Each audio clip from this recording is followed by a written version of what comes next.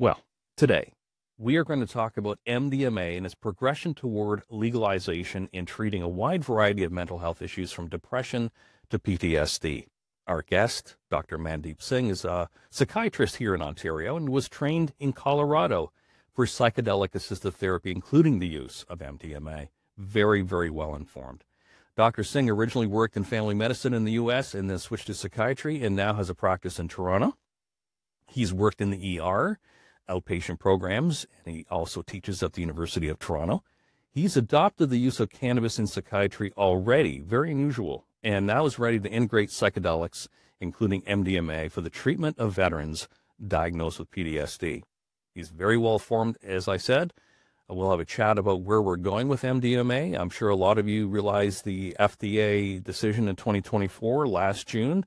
We're going to talk about that and his view about where we're going. So I'm very interested in knowing more. So thrilled to have him on the show as our guest.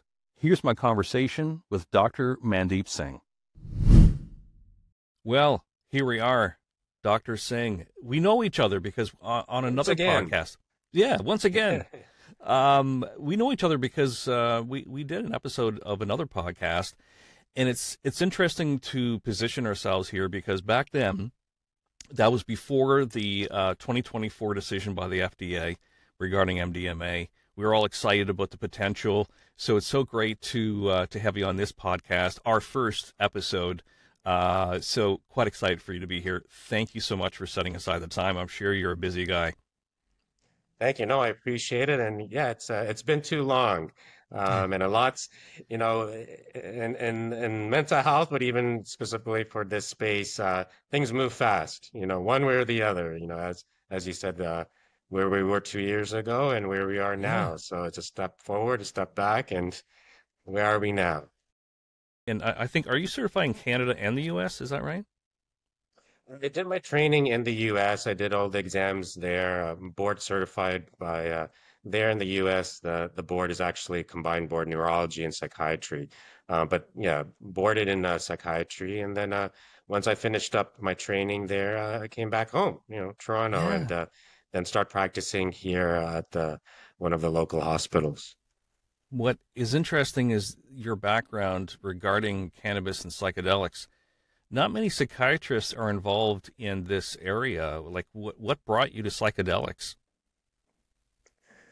Well, yeah, it's growing now in the psychiatric community. I would say again, I'm going to always be speaking about I'm no expert in any exact field, I could say, but my experiences, specifically with psychiatry, and this happened with, cannabis and legalization as well, and medical cannabis.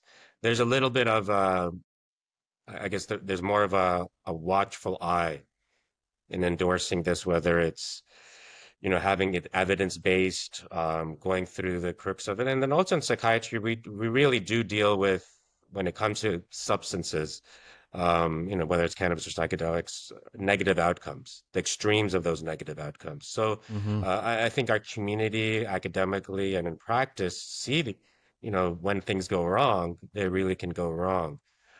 So there's a little bit hesitancy, and I wouldn't say it's in the wrong way, rightfully so or not. Being careful in terms of endorsing this. Mm-hmm. And when I got into medical cannabis, now it's 7, 8 years ago. I did see it. I did ER psychiatry and I did a little bit of everything at the hospital. It was one of the bigger academic hospitals here, but so I would see, in the ER, whether it's cannabis or other substances, you would see the end result, Mm-hmm. whether it's psychosis or decompensation of, existing, mental health issues or addictions to some of these things. So that's partially the reason, you do see probably more GPs doing, again, Mm-hmm. medical cannabis and now psychedelics, when it comes to the other, you know, applications of these kind of complementary or alternative medicines, as I would call it. And for me, it was a little bit easier in terms of where I come from because I'm an integrative psychiatrist. I did a Right. fellowship in that. Right. And integrative psychiatry, there's not too many of us generally, but we look at the traditional modes of therapy, but also kind of really the mind, body, spirit. Mm-hmm. So, looking at diet. I know a little bit about naturopath and so forth. Um, but that's where the psychedelics kind of come in as well, because it crosses over. So it's a natural kind of transition. And for me, it crosses mind, body, and spirit together. So Yeah. I think it's a natural transition to hit the whole But whole of a person. yeah. But what comes to mind is that you're used to using the pharma. You're used to using, SSRIs and antipsychotics and all these other drugs for psychiatry. And like, at what point did these worlds collide? It's amazing. I'm going too far back into this. So for me, the reason I probably started there, but going into psychedelics wasn't as much as going into psychedelics, but going into integrative care. And when you go Oh, into I see where it holistic has its integrative, place in integrative care. Okay. right? And if you have that mindset, then as new things come or things that, psychedelics is a little bit of a renaissance, when they come back, Mm-hmm. you've already kind of had an eye on it. So for me, this is, my introduction into different options, different tools, non-traditional, probably started about 30 years ago. Hmm. So I'm not that old. I know there's gray in my hair. Not I as much blame as that on mine, believe me. I blame this on COVID. It wasn't that gray before COVID, but Yeah, I'll do that too. everyone became anxious that time, so there was no like, okay patients or okay people, including me. But yeah, so around when I was 17, 18, um, you know, the reading I was doing, I was thinking about what I'm going to go into for life, my purpose. And it was connection. It was, something in the health field. But I saw everything was siloed. And 30 years ago, kind of the father of holistic, complementary, alternative medicine, Dr. Wheel out in Arizona, I think the first integrative medicine residency fellowship started there actually. So I had read his book. And I still have, I remember I picked it up the other day. It's 25 years old, 30-year-old book, but that caught me. Like, because when you go Mm-hmm. to a traditional, back then, when you went to a traditional doctor, everything was very, very siloed. So if Mm-hmm. you're a GP, like, my father was a GP, maybe in the clinic you would have a chiropractor and, massage therapy is good, but anything outside that, you need to go somewhere else. There's no such thing as a naturopath. Okay, maybe do dietitian. I didn't like the siloed nature of things. Okay. And like, And what was medical your first can. experience? Did you go like from medical cannabis right into, the possibilities of ketamine and MDMA? Yeah, it was a natural progression. So throughout the years, when I did family medicine obstetrics first, then I was like, well, I want to Mhm. know more about the mind. So then I switched to psychiatry. Actually, medical cannabis, ironically, and again, I don't want to date myself, but one of the main veteran psychiatrists there, because in the U.S. you generally work with veterans a lot. And we kind of used to joke because, he seemed like he probably was that, 60s, 70s flower child. Oh, okay. From And he the was culture of treating the his '60s. Yeah. patients. Yeah, we always joke some I hope you'll see this, but it was in jest. But he was already treating veterans. So this was back in, early 2000s.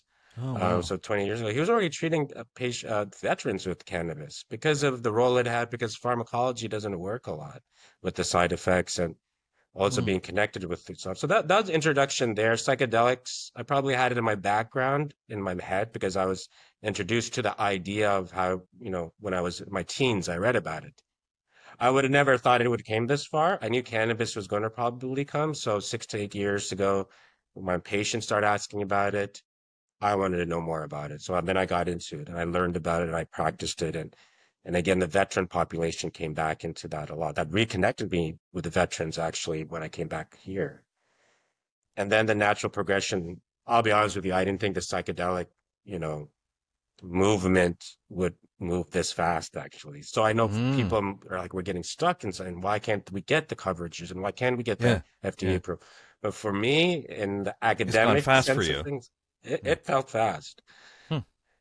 And I think that's going back to why sometimes, whether it's a psychiatric community or political sense of things, is that when things are going fast in a world that it generally goes very stepwise for the most part, Mm-hmm. research, appropriate models in terms of doing the trials, evidence-based, that's a big word. Um, those things move slow, and politics is a bureaucracy, and those things move slow. So when something starts moving fast, there's this kind of trying to catch up, and there's a general resistance. And again, I don't say that in a negative way. We have to be careful about these things because whether it's medical cannabis, whether it's medications, sometimes we don't know down the road, oh, wait, you know. I often give the example of medications are that way. So much money goes into the research. They do all the appropriate trials, and the trials for those are a little bit easier, double blind, how they're done. That's a difficulty with psychedelics to try to emulate that because it's a different world a little bit to do those kind of, double blind trials. But Mm-hmm. even with 10 years for a simple medication that we use, very easily now. Prozac was the first one in the 90s. Yeah. Yeah. 10, 20 years after it's been used, we see side effects we didn't know about. Antipsychotics, opioids is the big thing. When I was doing training, it was hey, we're under treating pain. We need to do opioids more. Mm-hmm. Yeah, hence So the then whole when the thing bad, with yeah, and when with the pharma sometimes and bad players come OxyContin. into Yeah. it. Yeah, yeah. Well, and I think that's the nature of it. It's a balance. Good comes with the bad. And when bad players come into to try to take advantage of it, look what happened with the opioids. Yeah. Well, let's talk about MDMA. Let's talk about where we've been with MDMA, at least here in Canada, but also in the U.S. Bit of a history lesson, but I found this very educational for myself. So MDMA was first synthesized in 1912. It goes that far back. Then in the 70s and the 80s, they were using it for therapy. Psychiatrists were using it for therapy during that time to enhance communication and introspection. I think you mentioned when we talked on the phone that this was used at the time for couples.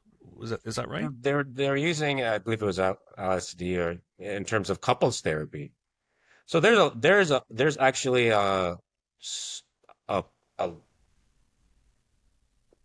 I would say, I want to not put a number on it, but hundreds probably of what do you call it? Either anecdotal or research on it, because at that point it was able to. And it's like the ironic thing with psychiatry is that, in a sense, we were maybe one of the most experimental, Really? living on the Oh, edge kind of in terms of the wow. medical field, right? Back in the day, we were the ones who used to push the boundaries.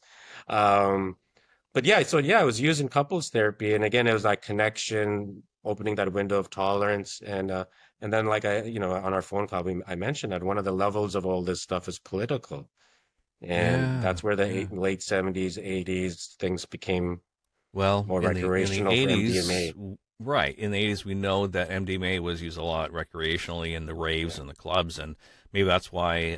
Just reading here in 1985, it was banned by the DEA, and then the FDA designated as Schedule One. Maybe for the yeah. audience, explain what Schedule One means, so we know where these psychedelic drugs that are upcoming for therapy, where they stand right now legally. Yeah, it's basically the most restrictions you can have on basically making it illegal across the board. Hmm. And specifically in the US, and it's changed, and again, parallel with cannabis, is that not all, I kind of tend to say, not all drugs are created equal. Um, so there's kind of, I guess, an imbalance of how these are treated. They kind of all been put in one box and treated the same. So that what happened with cannabis. People are going to jail for small amounts, and so it's decriminalizing it, right? Hmm. So that shift started happening, but it's almost kind of a blanket statement for all these medications or drugs, outside of alcohol, which I guess is all right for everyone. We won't get into that, but not that I'm against alcohol, but this is kind of the biases that happen. They're not all the same. And when it's a Schedule One, it's not as much as, okay, you want to bring down how it's kind of treated in the criminal or legal sort of thing, so everyone can just nilly-willy use it. It's actually for the research. So it Hmm. becomes a barrier to actually do responsible research on it. And that's where the crux of it is now. It's not a sense of, hey, and we were talking today, Timothy Leary, let's put LSD in the water and Yeah, everyone yeah. will be good and the world will be fixed. Um, it's about to learn more about it. So that barrier and this, the not getting the approvals is actually the barrier to research, that level, academic research. Well, let's talk about research. So was it in 2000s that Rick Doblin from MEPS, what we call MAPS, uh, then he was able to obtain MDMA for research? Do you know that at all?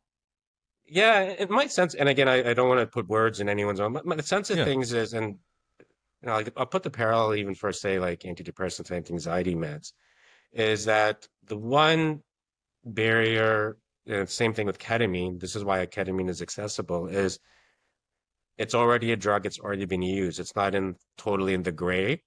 And so MDMA is, in a sense, it's synthetic. So there's some more control on it, and that's where the politics and research come from. It was like, how much Mm-hmm. control can you have on this consistency?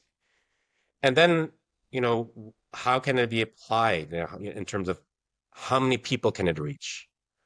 And that could be an awareness sense. Cannabis really, if you remember Sanjay Gupta started doing the CNN Oh, I remember watching that. CBD, Yeah. yeah, CBD for Yeah. children epilepsy, right? Intractable Yeah. epilepsy. So once that gets the attention that way, that pushes the needle, a little bit. So the sense of things that this is where the best way is to introduce the idea of psychedelics as a whole, whether traditional, non-traditional, synthetic, um, can start being adopted. So it's the right, probably not the right, but the smart way to do things. Putting your energy into one place where there's the most success, and that's what Dublin did. He did it. Yeah. You know, Basically, grassroots is not going to work. So he actually, it's kind of working within the system. Yeah. So the I MDMA would yeah. work probably best with the system. And then, as it's grown, look at the population and veterans, again, awareness. Yeah. Everyone knows a Yeah. veteran, knows of veterans. It's not some condition that's, only 1% of the population, and we want to get coverage for that. The research that was done at the time, I'm not sure if it was through MAPS, but I can read this here, which astounded me as a psychotherapist. The research that was being done with MDMA, more in some of the studies, more than 2/3 of the patients receiving MDMA-assisted psychotherapy no longer had PTSD when they were measured a year later. Like, what is going on there? What, like, that's amazing results from studies. Yeah, and again, the framing in terms of psychiatric point of view or general medical point of view is it's not first line treatment. But when the first and second line, often with, you know, veterans, PTSD, certain condition doesn't work, well, that's why we do have third line and fourth line. Even within established treatments, we call it using medications, outside what it was actually FDA approved for, right? So, off label, we call it, right? Mm-hmm. So, that's one of the reasons we need access to it. But what's happening with the MD, what makes this different, and I think we talked about it too, is like why the therapy, integrative therapy, is important for it, is that it's opening up on a biological level doors in your brain. I know I in the last podcast I always Yeah. use the analogy of a house. It's an Yeah. opening up doors that have been really shut, shut or shut with cement, really Right. closed. Right. And sometimes it blows the doors open. It depends on each person, but those doors start opening so you can start accessing what we need to get to. So traditional therapy can get there sometimes, but it's a lot, it's a lot harder to use that door, kind of that analogy, kind of crowbar and trying to jam that door open. And that crowbar, maybe the first lines aren't working. So then you need to use something because the real work happens when those doors open. So the neural pathways open. And it's Mm-hmm. also opening the window of tolerance to deal with what's behind that door, Mm-hmm. right? And that's where the integrative therapy is important, and the research and getting the approval it's getting combined with the therapy. Because, well, I'm going to blow this door open, which I haven't been. It's been, it's been jammed for a while. I really need to get behind this. Often I say maybe it's the stuff in the basement. I need to go look at my foundation and see if there's cracks. There's the stuff in the attic that I've been just putting up there and not looking at, and it's weighing on the house, and it's going to fall through the ceiling. Or is a dark closet that, something's coming out of there. It doesn't smell right. So the integration is that when you open that door, sometimes it's unexpected because it's been so dark and it's been so closed off that you need that container or guidance or someone there with you, holding that hand. And that's the power you're seeing after a year, because those doors are open and opening, and you can access it, whether it's trauma, depression, whatever it may be, in the case of veterans, the PTSD. But those doors actually remain open and they start closing, maybe a couple of weeks, a month. And what the integration does and continued changing of your patterns is trying to keeping that door open. And that can last for a year. Now, for different psychedelics, some need a booster. And this is evolving. But so we don't know after a year, after 2 years, because we haven't done enough of the research. Yeah. In terms of what's the long term, after 2 years, do we need to, revisit those doors? It's amazing that we discovered all these things not too long ago, and everyone was geared up last August. I'm not sure when people are watching this, but August 2024 was a big letdown. We really had high expectations that MDMA will be made legalized, taken out of Schedule 1 for the use of therapy. In August of 2024, things changed. And I'll read this here. And this comes from a news article at the time, actually on the day that this happened. The FDA declined to approve the use of MDMA, commonly known as ecstasy, as a treatment for post-traumatic stress disorder. And according to the release, which came from Lykos Therapeutics, which I think is tied in with MAPS, the company says the agency has requested an additional phase 3 trial to further study the safety and efficacy of the treatment. What was denied there? What happened in August of 2024 that we really should know moving forward? So I always frame it as not, everyone has a role, and that's what the FDA role is, that panel's role. I think there's 9 to 11 people, something like that. And, and this is a general, they do that with a lot of treatments. It's the same thing with medications and so forth. So in a sense, they're not supposed to be advocates. They're supposed to be looking at objectively. And there's objective, parameters for a lot of different things that need to be approved. So they're looking through that lens. And when it comes to whether it's MDMA or medications or treatments, they have to reach that bar. And that bar is when we call evidence-based random, how the study is conducted, non-treated, treated, randomized, all those kind of how it's grouped to really see, hey, is there a difference?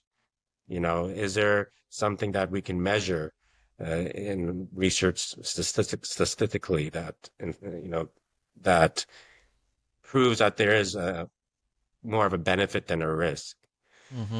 And the thing that happened, so one is just the structure, how a study is conducted.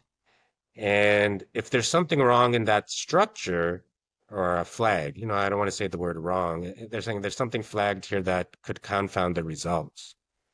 So for one instance, so it's kind of, again, the results, and then the other part is the safety, right? So these are the two things that came into play.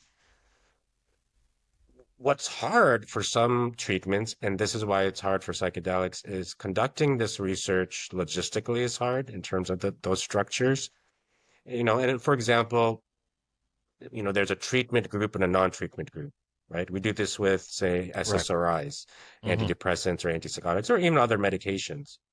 So one treatment, that the group doesn't know if they're getting it or they're not. So like the sugar pill, right?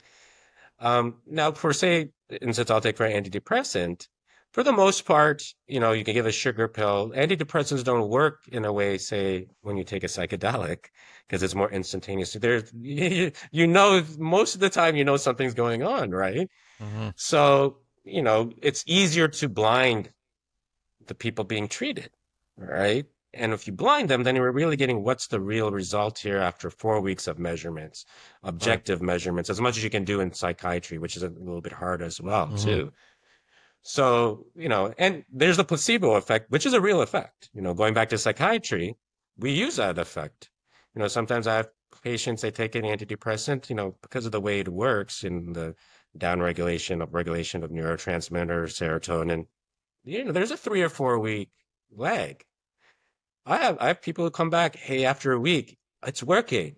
Oh, really? Because 1/3 of it is about 1/3 is placebo effect. Yeah, imagine so. Yeah, yeah. And we've actually sometimes said like, we wish we could just give the sugar pill because then you don't get the side effects from the antidepressants. Yeah. And placebo doesn't mean it's, there's also a nocebo effect people don't know about. You'll get negative. If you read negative things about a certain thing, you're going to experience them.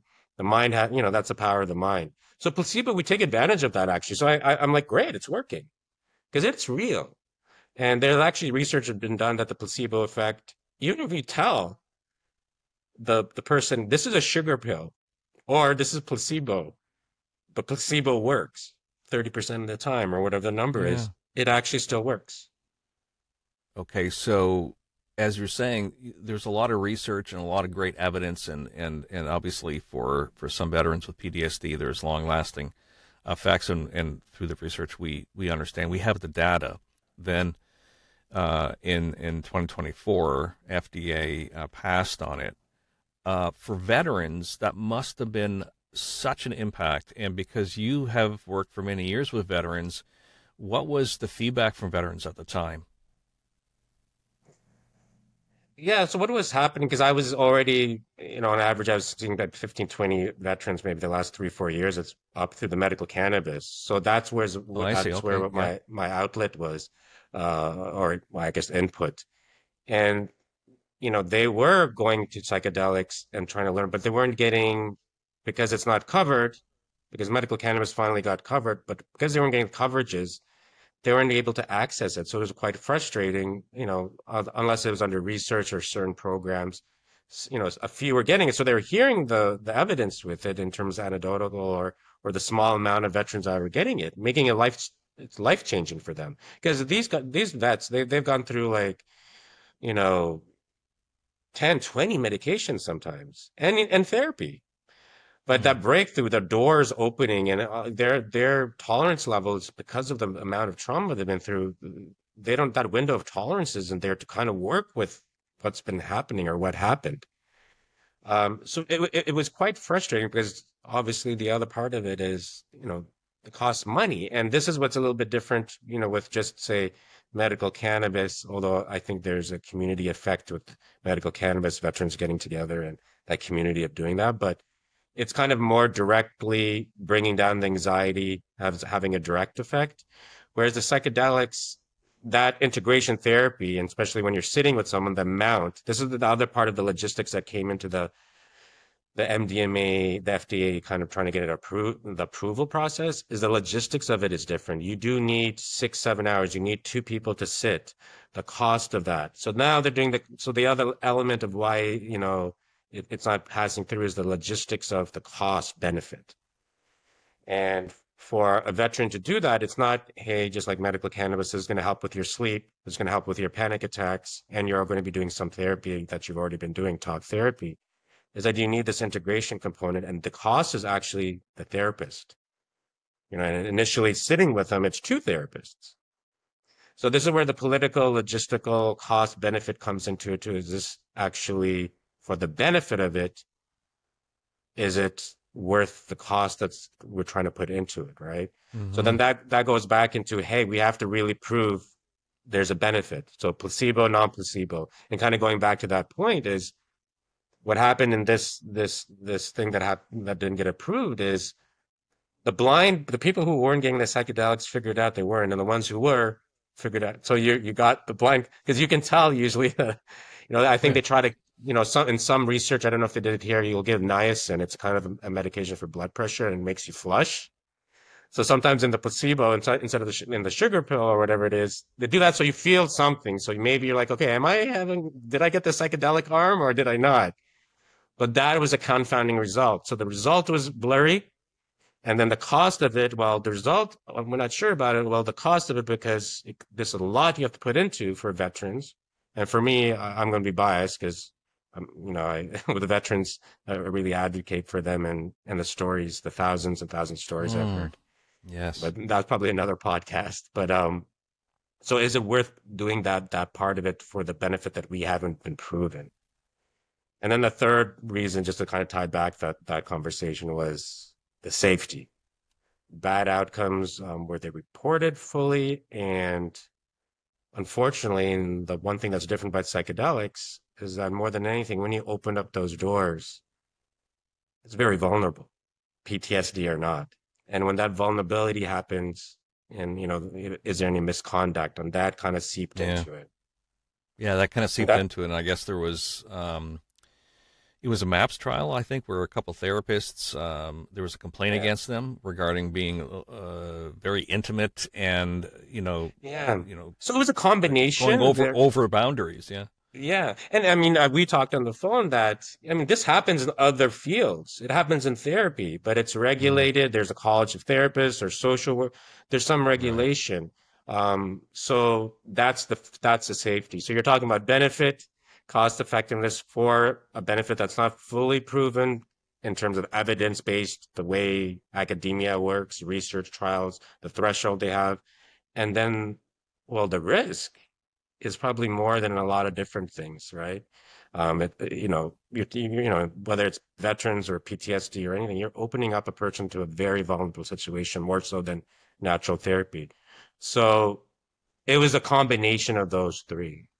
Mm-hmm. And they said, we have to revisit it. So the other way to reframe that is it's a learning on the side of the people, who are advocating and doing the research. And that's what's important here to kind of move forward is that Mm, doesn't mean it's necessarily a step back. It's okay. okay. How do Maybe we, we all needed to get more data. So FDA right? requesting it, They we're got in a to meet in the position where, middle somewhere, yeah, yeah. right? So they have to kind of have a lens to that. Well, we can't get too much into the bureaucracy and really measure, do we really know what the benefit is and give some voice to the anecdotal and all the good results? Because in anything, there is going to be a small percentage. Again, either bad players or it just doesn't work for some people. There are bad outcomes, just like medications and other forms of treatment. So it's that balance that's kind of, and everyone has what they're looking at, their focus, and that they should. But how does it all work together as a whole? Mm-hmm. If we Individually, look, community level, societally, right? based on your experience and your interest in using MDMA, the next 5 years, how would you describe the next 5 years? And is there anything that we should be doing to, when we do get back to the FDA approval, which would influence obviously Health Canada as well, what we need to do in this field to get approval? So, and I think when we were talking, I've broken it. It's not just me, but this is the way I frame it is it's where it's happening already, Mm, and it's been mm. happening for years. Underground, So, yeah. yeah, whether it's MDMA or any other psychedelics, it's happening, right? So what is the voice there? What is the experience there? And the experience in terms of that community, negative and positive, because there isn't regulation, and this is the reason we want regulation, so we can actually stop or help circumvent these negative things that are going on in the dark, and it might be a small percentage, but if it's open and people have more access to it because it becomes somewhat legalized in a medical sense, then it's going to be more safe. So we're kind of hitting that. So if you're there, how do you connect with the other levels? I talked about the academic and the research. That could be, people of science, doctors, PhDs, social workers. They have that space. And then there's a political space, right? Mm, How do hmm. they all get connected? And where do you lie there? So, I mean, I have a little bit of my other training is in, I guess you would say, government as well. So, Right, so yeah, yeah, yeah. and So yeah, if you're in the government level, you might not be a doctor. Maybe not. Maybe it's touched you in some way. You haven't used right. this form of treatment. So some of the people that are involved in making decisions aren't necessarily clinical people to really understand a lot of it. Yeah. So talk with the other levels. They might talk to the research. They might get connected. So I've connected in some way in people on each level in some way, right? And I understand it kind of, I guess you would say, theoretically through, my medical background and my, what I've learned in terms of the bureaucracy of politics. And again, I don't say that just in a negative way. You need these processes and how things move. So where do you lie in that? And some people like me, maybe we can shift and kind of I try to advocate wherever I get into a space or connect with people. I'm like, tell me what I can do. Put Mm-hmm. me where, it's going to be most helpful. Is it to do a special access, program assessment for this person to get MDMA in Canada Mm-hmm. or psilocybin or whatever it may be, or ketamine now, I can do the intake for that. Um, I haven't forayed into politics just yet. I'm not sure if I want to. That's another podcast as well.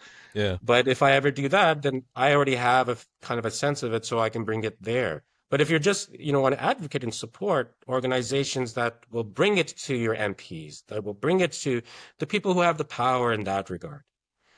And if you're an academic, go do research, get involved in research, and that could be a social worker therapy. If you're, been using it in the darkness, unfortunately, with good results, how do you kind of communicate with the other levels?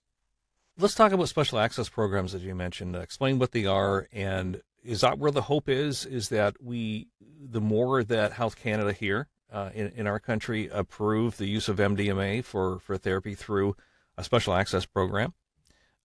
Is that where the hope is? Yeah, I mean, you can see me exhale a bit because Yeah, it's I a saw work in that. progress as well. It's a work in Um, progress. Yeah. but it exemplifies what I'm saying is the people. So this is not something just unique for psychedelics.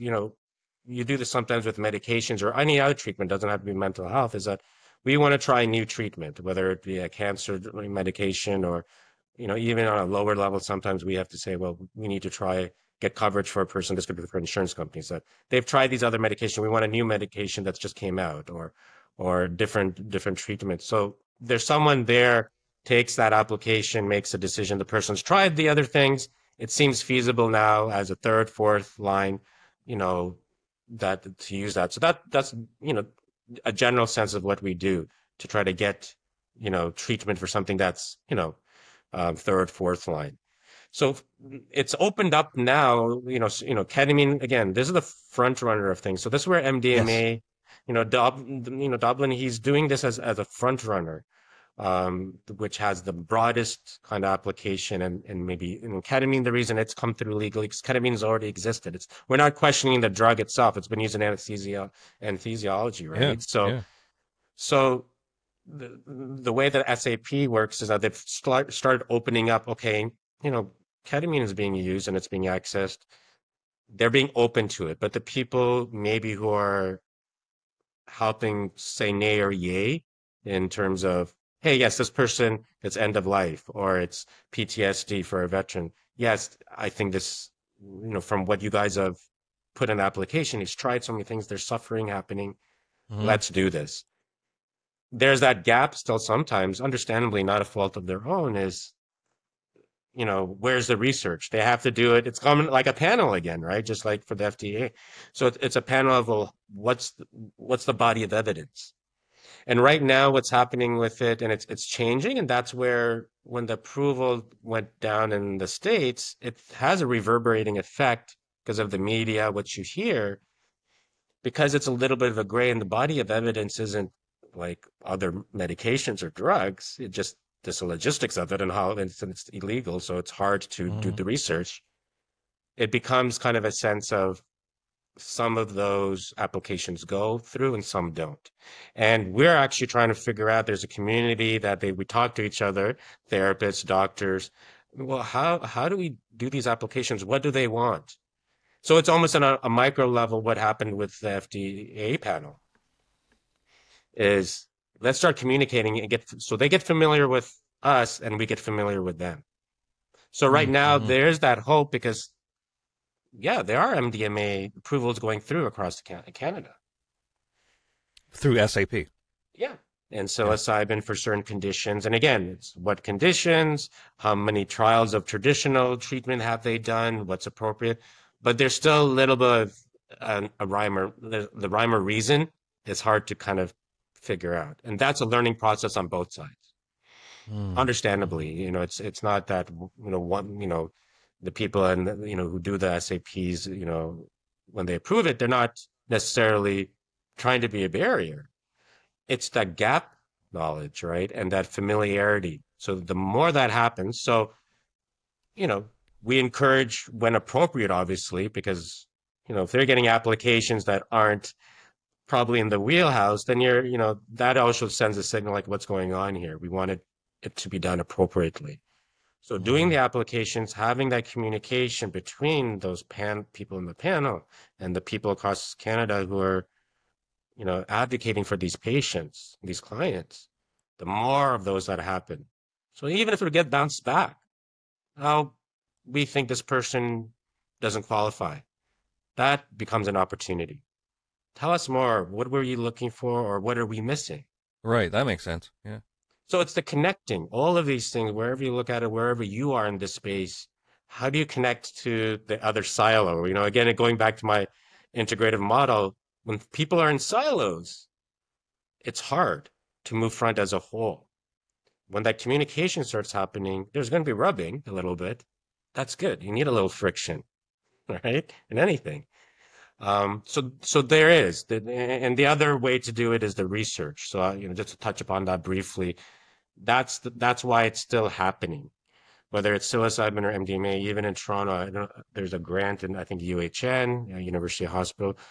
There's more actually, money going into research from on a governmental level, or some, donors actually do it, because they've been touched by it themselves or by someone Mm. else, Hmm. which is the case with most conditions like this. If you know someone, you have the means, and or you've been touched by cancer, someone who's been touched by cancer in your family, you'll put that's how you advocate. You put some funding behind it. So those are accelerating. So there are a lot more research happening. And so that's the academic level, as that one spoke, the three spokes: political, Right. academic, and then the community. That spoke is getting stronger, and the stronger that gets, there's more chance to meet in that middle. So that's another way. So there is that hope. So there's going to be more research. So you can either go through a research way, and then there's the SAP. So the avenue is there, and it's just going to grow, because the more it happens, the more familiarity both sides get with each other. So I guess some of the hope is that the governments in the U.S. and Canada are going to make the decisions, but also more and more they're providing grants as well at the same time. Is that right? Yeah, yeah, yeah. Yeah, The that's very research, hopeful. because that's the only way you can really do it, especially in the States, right? The U.S. is also a lot different because it's so state dependent. They're almost like little countries within they're like Right. Oregon and And Colorado. I did my Oregon, training in Colorado. Colorado. Yeah. Yeah, that's where I did Yeah. my integrative fellowship and my psychedelic fellowship. So it's a little bit, fragmented there as well. But the scheduling of, just like medical cannabis. So although it's legal in different ways in different states, as a country, it's still illegal. So that Mm-hmm.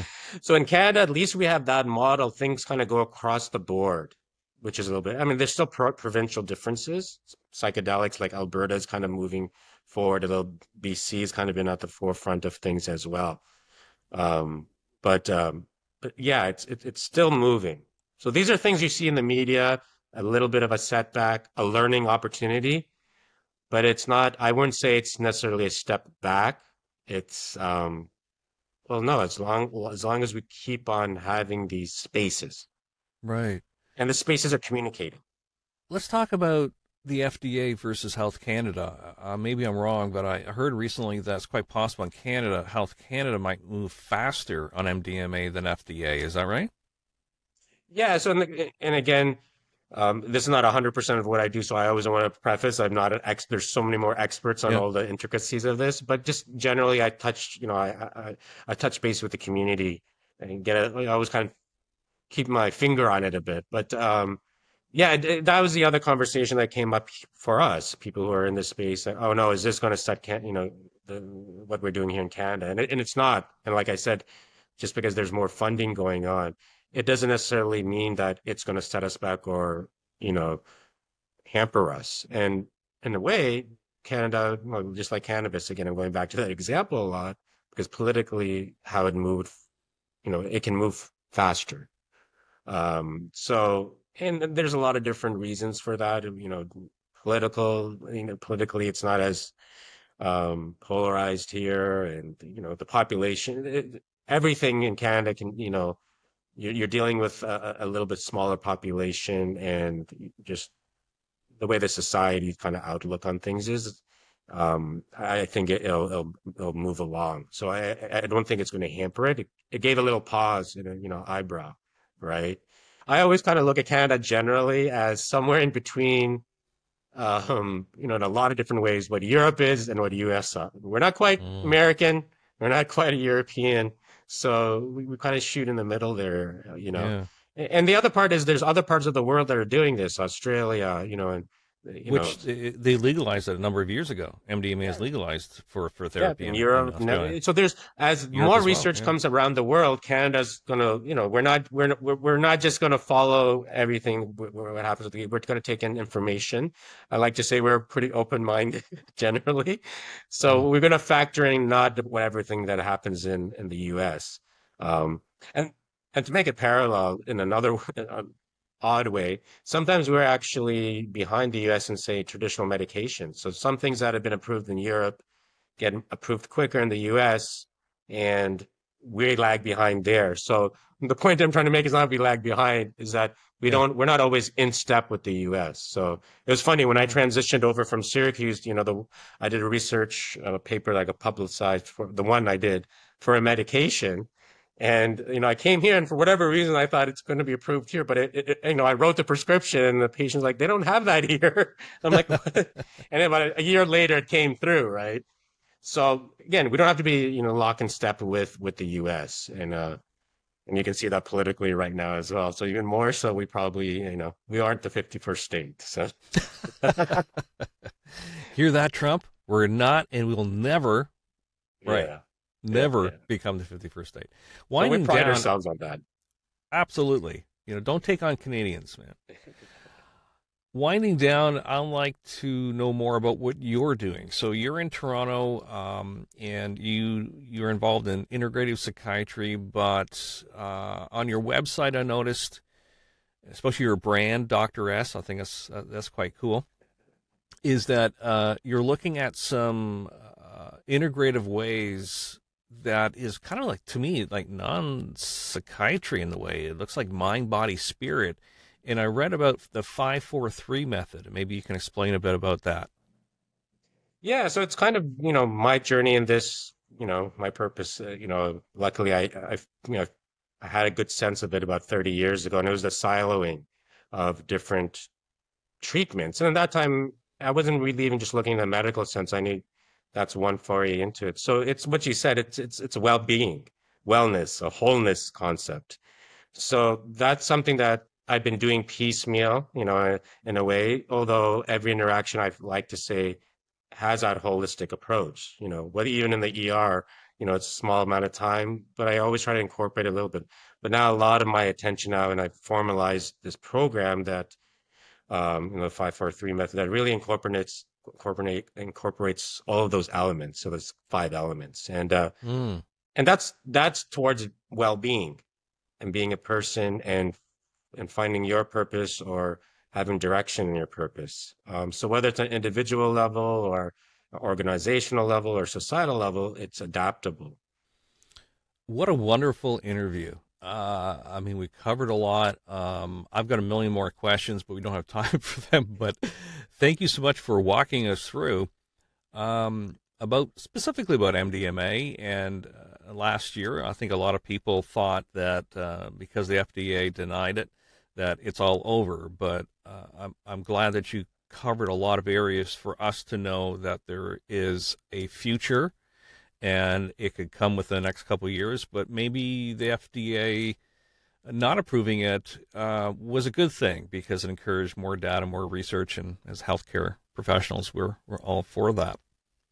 I'd like to end the interview with a quote that you gave me. I'm interested to know why it's important for you and what it means, because it kind of pertains to what we just talked about when it comes to oneness and connection and understanding ourselves and the world around us. Robert Byrne, this quote is from Robert Byrne. "The purpose of life is a life of purpose. What does that mean? I'll actually say almost work backwards. And again, with what we've been talking about and I think the world is kind of going through a transition. It happens, I think, every 80 or 100 years. There's a realignment. But a lot of people, that's what they get stuck on eventually, or stuck on or question. What am I really doing? Or why am I doing it? Mm-hmm.